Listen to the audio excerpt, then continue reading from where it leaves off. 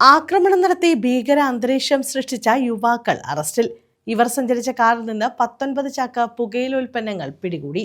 സംഭവത്തിൽ 3 പേരെയാണ് Kottiyam police arrest ചെയ്തത്. കണ്ണനെല്ലൂർ, മുഖത്തല, നെടുമ്പന സ്വദേശികളാണ് അറസ്റ്റിലായത്.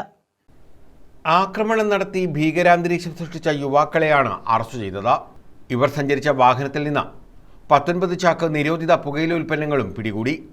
കണ്ണനെല്ലൂർ ഷർമി മൻസിലിൽ ഷഹാർ, മുഖത്തല പാങ്കോണം കടയിൽ വീട്ടിൽ അജ്മൽ, നെടുമ്പന അജ്മൽ മൻസിലിൽ അമൽ എന്നിവരാണ് കൊട്ടിയം പോലീസിന്റെ പിടിയിലായത്. ചൊവ്വാഴ്ച രാത്രിയായിരുന്നു സംഭവം.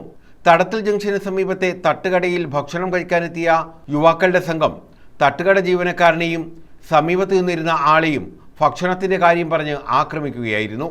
ഷഹാർ കത്തികൊണ്ടും അജ്മൽ കമ്പിവടി കൊണ്ടും ഇവരെ ആക്രമിച്ചു. ഇവർ നടത്തിയ അക്രമം ഫോണിൽ ചിത്രീകരിച്ചു എന്നാരോപിച്ചാണ് സംഭവ സ്ഥലത്തുണ്ടായിരുന്ന ബിനു എന്ന യുവാവിനെ ആക്രമിച്ച് പരിക്കേൽപ്പിച്ചത്. ഇയാളുടെ ഫോണും തകർത്തു. തുടർന്ന് പ്രതികൾക്കെതിരെ പോലീസ് കേസുകൾ രജിസ്റ്റർ ചെയ്തതോടെ ഇവർ ഒളിവിൽ പോവുകയായിരുന്നു. സംഘത്തിലുണ്ടായിരുന്ന 2 പേരെക്കുറിച്ച് കൂടി പോലീസിന് സൂചന ലഭിച്ചിട്ടുണ്ട്.